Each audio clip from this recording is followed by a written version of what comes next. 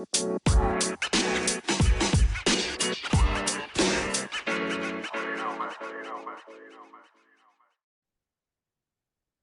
welcome to the Relentless Positivity Podcast. I'm Joe Martin. I'm just going to let you know we're getting some stuff today. You got to be ready, but it's going to help somebody. I'm so glad you're tuning in. It's going to help somebody. So please, at the end, you're going to realize you need to share this with somebody. Maybe someone in your family. Maybe it's here for you. So my guest today is Logan Hufford. Is his name, and he's a man who spent years destroying his marriage, his life, and the lives of many others through his addiction to pornography, cheating on his wife, and things like that. So, but he's here today to share some hope. I mean, that's what this show is all about: sharing some hope and some light. And that's what he's going to do. How he overcame his addictions, and how you can, and the people in your life can as well. So, Logan, thanks for being here, man. Absolutely. Thank you so much, Joe. Appreciate you having me on. Yeah, I'm excited to learn from you, man. So let's take it back. When did your addiction begin? The age that I have like kind of arbitrarily picked out, because I don't remember exactly, it was age 9. I remember that this was well before puberty. This was before I knew what sex was, anything like that. I started, and to anybody, just in general, guy on the street kind of thing, they would say that I didn't start with pornography. Looking back on it, I would say this was my introduction to pornography, but it was looking at JCPenney catalogs Yeah. and objectifying women. That was the first time in my life that at least in terms of like something on a page, because I'm younger than some, older than some. We're talking like late 90s. There was no iPads and smartphones laying around and that kind of thing. Dial up internet, we had on a giant desktop, right? But my introduction to pornography, my introduction to sexualizing the image of a woman started around age 9. And that was something that I enjoyed the feeling that I got when I looked at a woman, in bikini or in lingerie. And that graduated, eventually to hardcore pornography within a couple of years, and then masturbation, and pretty much it was that for several years, and then got married. But well, I guess going back a little bit, before I got married, I was in the first like serious, like truly dedicated relationship of my life with who would become my wife, Carrie. And I talked to her about, I look at porn, and I struggle with it, and I try not to, but sometimes I do. And so like we talked about that, and it wasn't ideal. But in my head, that's all it was. It's just like, yeah, I don't like that I do it. I wish that I didn't. I'll try to do it less. But I told myself a big lie that I realize now is very commonplace. I didn't know it then, which is, well, when I'm married, I won't struggle because, we'll be together and we'll be living together, and, we'll be intimate and all that kind of thing. I told myself that huge lie. And what I didn't realize is I had spent years training myself to chase after the high that I got from objectifying a woman, from putting that image in my head, from fantasizing. And that me chasing that high had progressed over the years, and I hadn't seen that. I see it now looking back. And so I had not dealt with these issues. They were internal, and I wasn't aware of them. And when I got myself into a less structured, less healthy environment, which was I worked at a car dealership, and I was a salesman for 6 years, and I was good at my job, not because I was the smartest person or had the best sales tactics, but I was good at talking with people and opening up and getting them to open up and building trust. And those are fine traits, but I abused those traits. And I cheated on my wife for the first time before we got married. And then once that dam broke, this was like, okay, these other things were a drug, like here, a hit was here. And now I feel worse. I feel dirtier. I feel terrible. But the high that I got was so much greater. And so that dam broke, and then I just continued to chase that and chase the attention of women and all that. And that continued for years, for several years. And it got to the point where in 2015, I had multiple affairs over the last several years. We got married June 4th, 2011. So I'd had multiple affairs over a 5-year period, before we got married. And porn was just constant. And it got to the point where I was hiring prostitutes, calling sex lines. Um, and I'm on your podcast because the title Relentless Positivity. The idea of being positive, the idea of being happy, the idea of having peace, of contentedness, of joy. I had lost any semblance of ever having that. We got married young. We started having kids young. Most of the darkness of my story, it's me and it's my wife in what might visually look like a white picket fence kind of situation. Like, we've got our little home, and I come home and we've got our little boys, and for most of my story, I've got 3 boys, and then Carrie had our 4th boy in 2016, right before I got into recovery. And so I'm like trying to spend time with my boys, trying to spend time with my wife, knowing all the crap that I've been doing and all this stuff and this whole double life. There was no positivity. There was no peace. There was no calm. There was no joy, because I had this just terrible double life that I felt like I don't know how to do anything else. I don't know how to stop. I don't know how to get out of this cave, this hell on earth that I've created. Wow. How much did your wife know? You say, how much does she know? Or how much did she know? How much did she know at the time? Yeah. It changed over the years. So she knew essentially nothing. When we got married, she knew that I struggled with porn. That's all she knew. So when I gave my vows to her on June 4th, 2011, I cheated on her several times already, and she did not know that. 6 months after our marriage, or 6 months after our wedding, I had another affair. And so at this point, it was at least 4. To be honest, I don't remember if it was more than that. It was several, and one at least since we got married. And I was like feeling so terrible. I hated myself. I hated that I'd done this, because as insane as it is, I literally kept thinking like, well, I'm never going to do that again. And I mean, of course, in hindsight and just looking at it from a 30,000 foot view, it's like, well, yeah, I had developed this lifestyle. The idea that I would switch a toggle switch off just because I got married or just because I felt bad, like that's not how life works. That's not how habits work. That's not how addiction works. But I felt so bad. I wrote her a letter, and I confessed that I'd been unfaithful. I'd had these affairs.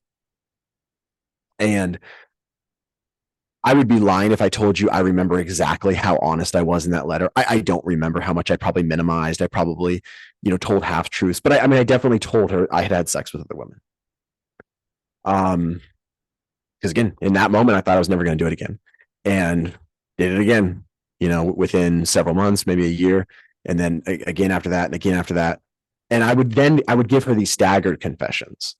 So basically every time I would have a sexual encounter with a woman, and I say that not to minimize, not to be vague, to try to hide. I obviously don't want to be graphic and triggering, but anytime I'd have a sexual encounter with a woman, I would feel so terrible afterwards that I would usually confess to her. And I do want to focus on one thing, which is, hopefully it's clear, but just in case it's not, like, that was not healthy. That was me feeling crappy. And I've got like this terrible, like the conscience is like this bile in me, and I feel terrible, and so I'm going to throw it up. So I walk away feeling better because I got it off my chest. Meanwhile, my wife's like covered in this crap going, again. And I'm feeling better because I confessed. So, you asked how much did she know? Basically, at first nothing. And then over the next several years, in some ways she knew a lot. And then in other ways she didn't, because I still, as much as I told her many things, there's so many things I didn't tell her. Like, I would tell her when I would have an affair, but I wouldn't tell her about constant flirting, constant inappropriate text messages, constant fantasy, like all of those things. And those are the things that led to the affairs. I didn't just accidentally have an affair once a year or every 6 months.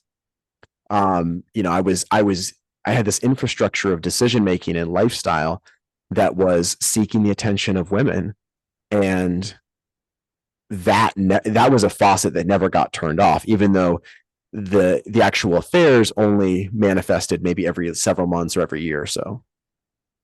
So, man, this is a deep rooted addiction. It doesn't look like you're ever going to get. What changed? What happened? How did you change? It definitely wasn't a toggle switch. As much as I was like, God, just take this away from me, just make me not a sex addict. Like, again, toggle switch off. That doesn't exist. Not that I've seen. Not that, I mean, I'm a Christian and I do believe God could do that. He could just have healed me and I would not be tempted anymore, but that's not usually how things work. Usually God wants me to go on a journey, and work through things.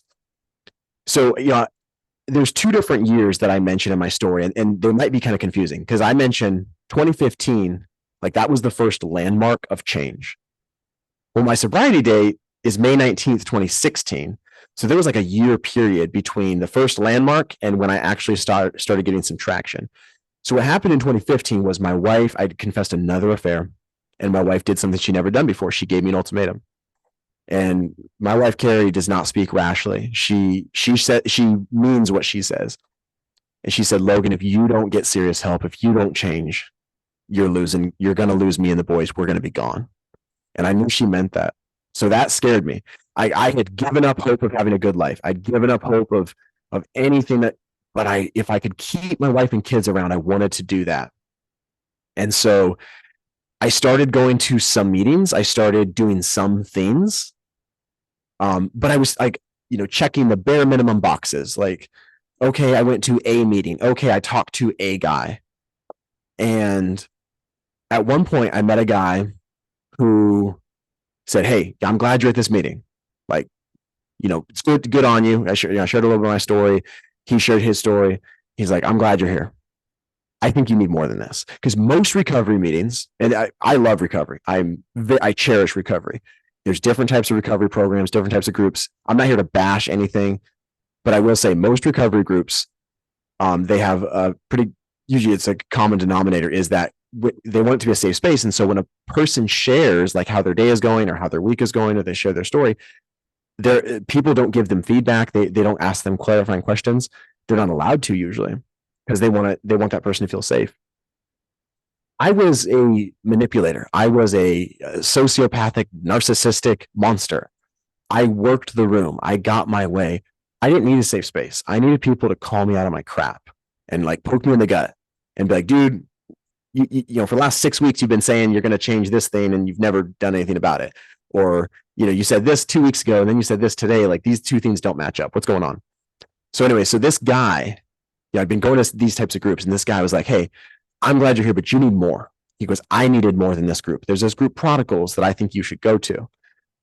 And at one point, so I'm like, man, I don't want more. I don't need more intense. Like just bare minimum.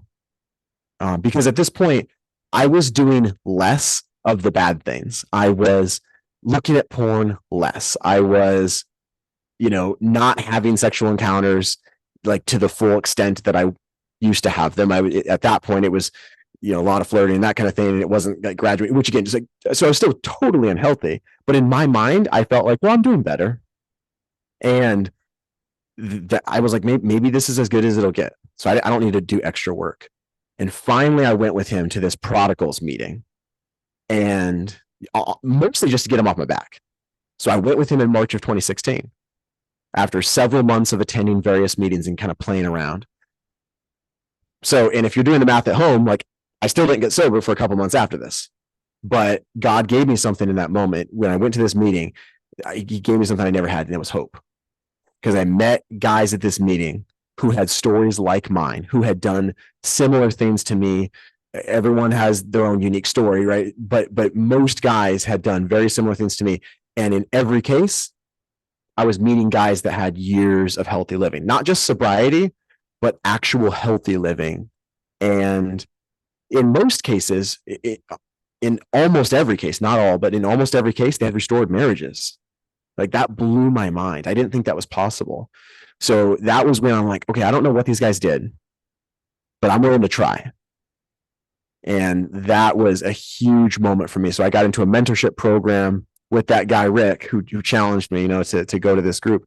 And he mentored me in basically a voluntary house arrest, not from a legal standpoint, but that's essentially what it was, for 2 years. Super hardcore program.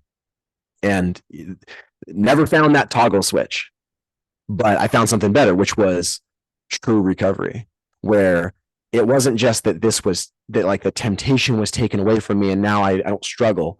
Instead, it was God used these men to teach me, like he stripped away my old ways of doing life and then built new ways, new habits, new routines, new accountability, new infrastructure. And it's a constant journey. It's progressive victory. It's not perfection, but it's something that I never thought was possible, during those dark days.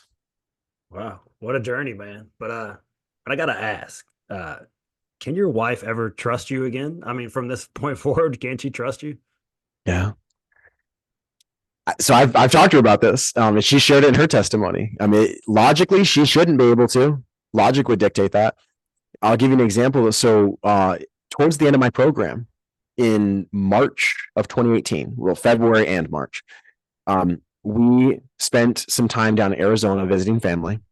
So I'm, little less than 2 years sober. So in hindsight, like I'm still a recovery baby. And yet in the moment, it was like, oh my gosh, like this is incredible. Like almost 2 years of not having affairs and pornography. Like it was the first time I'd ever had that in my life.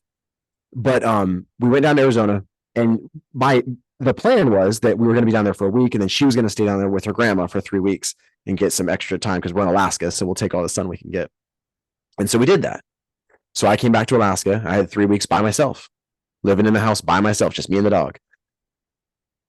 And she would tell you, she shared in her testimony, she did not worry about whether I was cheating on her. She did not worry about whether I was looking at porn. Now, part of that was learning to trust me, but not because I said things. It was because of believable behavior, because she had seen in me that there was a change in routine. There was a change in infrastructure.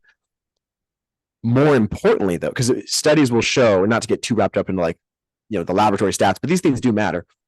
When a person has a sexual addiction, like the stuff that I did, whereas it's that kind of level, the numbers that get thrown out there is like 5 to 8 years. Like until there's 5 to 8 years of sobriety, don't trust that person. That's the numbers that get thrown out there. So we're just under 2 years in, but more than just trusting me, she trusted the process that I was part of. She trusted the program that I was part of. She knew that this was not a lightweight thing. This was not just a men's Bible study or a retreat, that I got some motivation. Like, no, there were guys that were deeply ingrained in my life. I had to make a phone call every single day. A lot of days I made multiple. When the first days of my program, this was probably for like 6 months. This wasn't forever, but I had to text a selfie when I got to work, send it to my mentor. If I went to lunch, I text a selfie, send it to him when I get there, text a selfie when I get back. Like, I mean, it was very, very hardcore. And I weaned myself off of some of those things that were more intense, and he would always say, like, this isn't forever, but it's for right now. I couldn't go on a camping trip, unless I had permission. And even if I got permission, I had to write a multiple page safety plan. Anytime my routine was going to be changed, camping trip, those 3 weeks alone, the 1 week in Arizona, like all of those things had their own safety plans. And he would always remind me, like, yeah, you're going to have some freedom stripped away from you right now so that you can have freedom for the rest of your life, to actually enjoy your wife, to enjoy your kids. And again, like I got into recovery just to try and stop cheating on my wife. And God did give me that, but he was like, I'm going to give you so much more than just not doing bad stuff. I'm going to allow you to reinvent how you live and being able to enjoy your family and all that. That was a really long way of saying yes. And it's an incredible thing, but she's trusting me, but she's also trusting the lifestyle and the infrastructure that, God has allowed me to put in place. Yeah. Words are one thing, but when she sees that, that's a whole nother thing, man. So Right. on her end, man, I mean, you seem like you're rolling, you're doing pretty well. Has she healed from this whole thing? And that's the other piece too, is so she got into recovery right after me. She got into recovery July of 16 for healing from sexual betrayal trauma. Okay. Because that, like, sexual addiction, I would say, is pretty marginalized compared to how big of a problem it is. Not a lot of people talk about it. There's plenty of good resources out there, but only so many. Her trauma that she suffered, the healing that she needed, is probably even more marginalized, I would say. And it's very common that a woman in that spot will basically take the stance of like, okay, well, I didn't cheat on us. Like, I didn't do this. That's your problem. I don't need to spend time going to a group. I don't need to do homework. I don't need to go to therapy. Like, That's your stuff. And it's like, it's not about fairness. My wife was wounded. And so thank God, like she recognized, like, I was wounded, I need healing. And so she dove right in. And so, yeah, I mean, she's been able to experience her own healing. And both of us have never stopped recovery. I mean, at this point, we still go for ourselves, but we're also very much going to give back. I lead a group for men, she leads a group for women. That's, part of what I'm doing here is just to give back in this way, just to share, the light of what God's done. But yeah, she's been able to experience the healing of the trauma of my betrayal, as well as like the codependency, recognizing she can't fix me, she can't control me. And maybe even not more importantly, but just as importantly, me cheating on her had nothing to do with her. It had nothing to do with her not being good enough.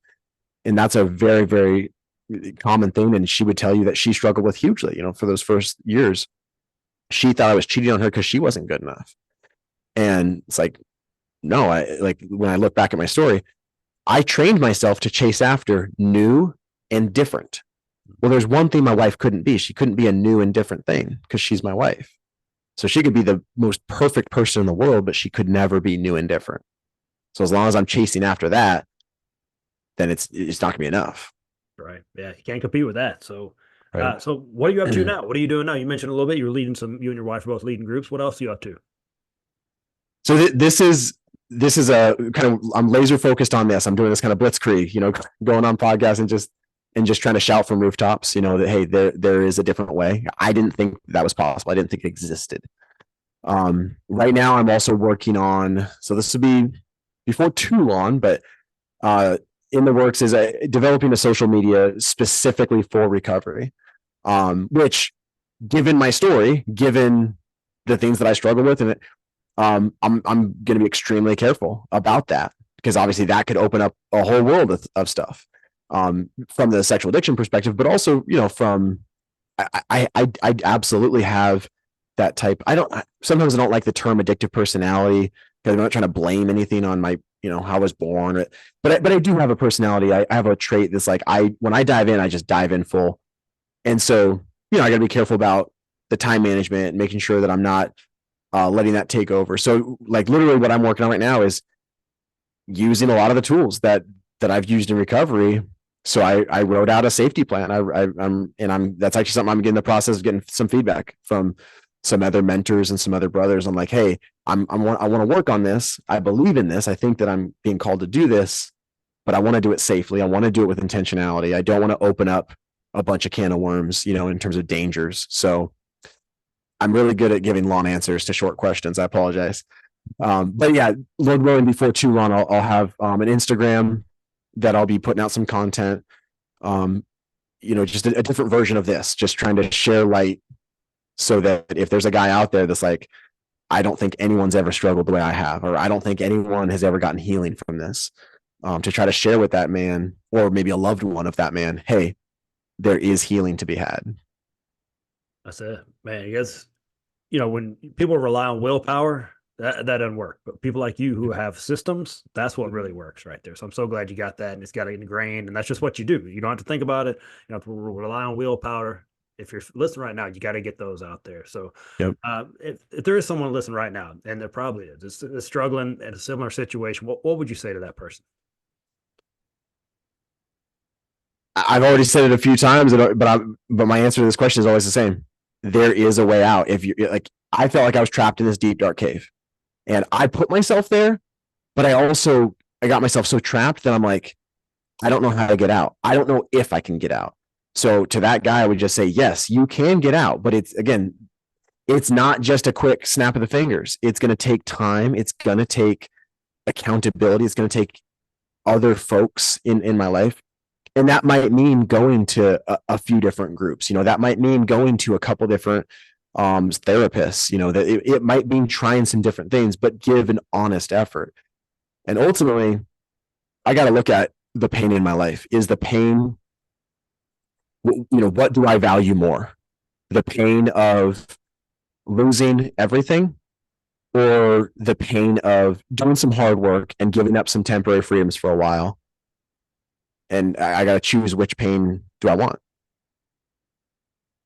Man, I think that your main message is one of hope, and that's what people need right now. So that's really, I mean, we talked about it a little bit before we came on that Yeah.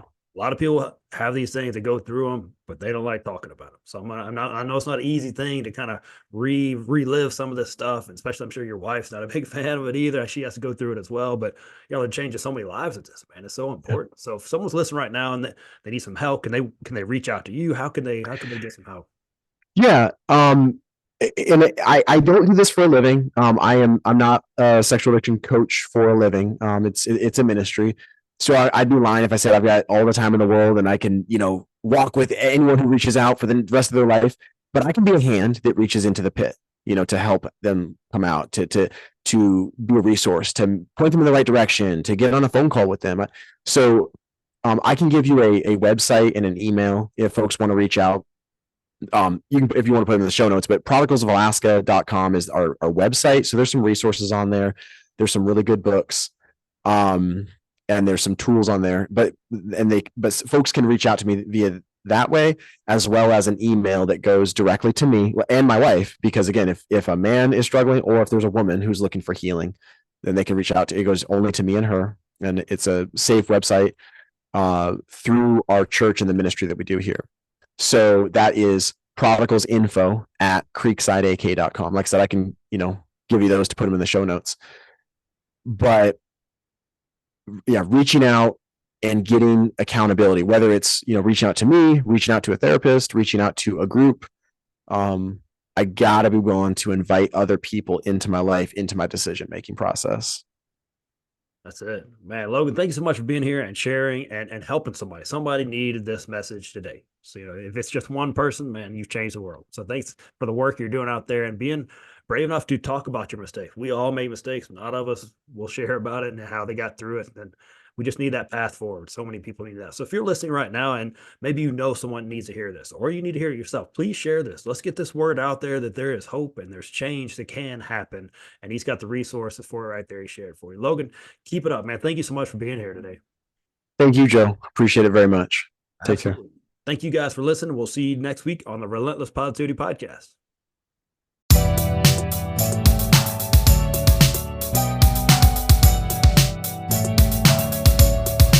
Wow, what a great episode. You just share that with somebody. I'm going to share with you some awesome sponsors. McWilliams Marketing. They can help your business grow. Regardless of the size of the project, you're going to get a solution that is specifically created for you and your business. No cookie cutter, one size fits approach here. So Amy and her band of fearless marketers can help you with all that stuff that you think you can do, but you're not really that good at it. You don't have time for it. They can do that. They're the experts. It's what they do. Web design, online conversion optimization, SEO, graphic design, marketing, page management, all that stuff.